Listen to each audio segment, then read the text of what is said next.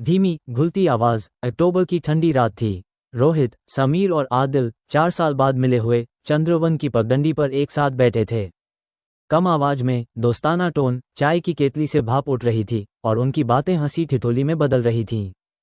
कम आवाज में दोस्ताना टोन चाय की केतली से भाप उठ रही थी और उनकी बातें हंसी ठिठोली में बदल रही थीं।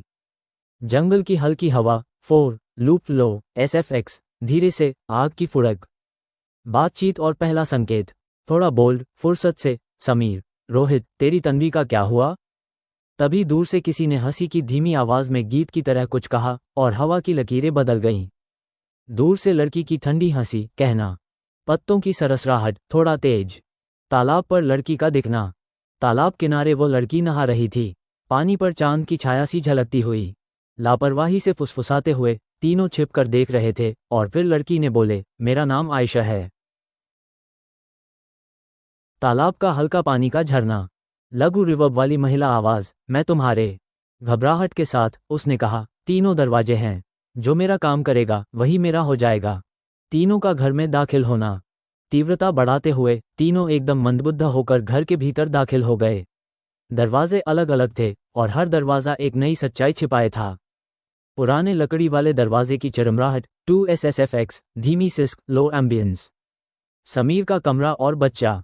धीमा, डर की परत। समीर ने देखा, अंधेरा कमरा, बिखरी चीजें और किसी कोने से बच्चे की रोने की आवाज। दरवाजा खोला तो बच्चा जमीन पर बैठा रो रहा था। बाल स्वर का फेंट रिकॉर्डेड क्लिप, डिस्टॉर्टेड थोड़ा। चाइल्ड SFX, बच्चे का क्लिप, अंकल मुझे खाना दो। 3 फेंट एकोड। जोर से, हृदय स्पंदन तेज। समीर ने अलमारी खोली और अंदर था एक इंसानी सा दिल। हृदय की 1/3 बीट, फिर बढ़ती धड़कन। समीर का घबराया हुआ कदम दौड़ते हुए। घबराकर बच्चा लौटकर दिखा, पर अब उसकी आंखें लाल चमक रही थीं और उसने कहा, वरना मैं तुम्हारा दिल खा जाऊंगा। समीर की नियति धीमी। समीर भागा पर घर की दीवारें उसे रोकती रहीं। उसकी चीख हवा में घुल गई। रोहित का कमरा और नीलांबरी।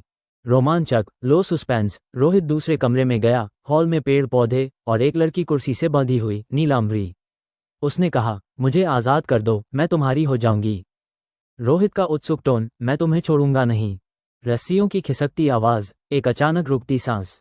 तेज नेट्रेटिव शॉक। नीलांबरी ने उठते ही अपना असली रूप दिखाया और रोहित का गला पकड़ा।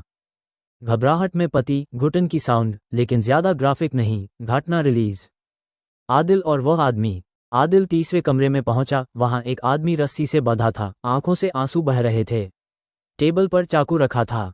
संघर्ष, इसे काटकर मैं आयशा का हूंगा। चमकना तीव्र। आदिल ने चाकू उठाया और काम पूरा किया। घंटे सी तुच्छ घंटी गूंजती हुई। थोड़ा रिक्त, आदिल ने कहा, देखो मैंने कर दिया। और आयशा मुस्कुराई। पहला साल, आदिल का जीवन। 1 साल गुजरा। आदिल आयशा के साथ रहने लगा, पर धीरे धीरे उसे शक हुआ। आयशा दिन में नहीं दिखती, वह खाना नहीं खाती और नींद नहीं। आवाज में चिंता, आदिल तुम कहाँ जाती हो? तुम बिन मैं नहीं रह सकता। धीमी टकराहट, घड़ी की टिक टिक।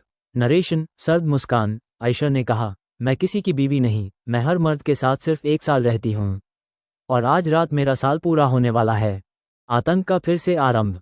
आदिल का मन कांप उठा, पर जैसे जैसे रात गहरी हुई, तालाब किनारे फिर 2 नए लड़के आयशा की ओर खींचे जा रहे थे। तालाब की लहर, लंबा इको, चक्करदार।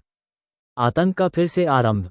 आदिल का मन कांप उठा, पर जैसे जैसे रात गहरी हुई, तालाब किनारे फिर 2 नए लड़के आयशा की ओर खींचे जा रहे थे। तालाब की लहर, लंबा इको, चक्करदार। अंतिम समापन, मोरल टोन, धीमा, अंतिम। आयशा का सिलसिला जारी है। जो भी तालाब के पास पहुंचे, कहानियां सुनते रहे और जंगल की हवाएं आज भी वही राज फुसफुसाती हैं।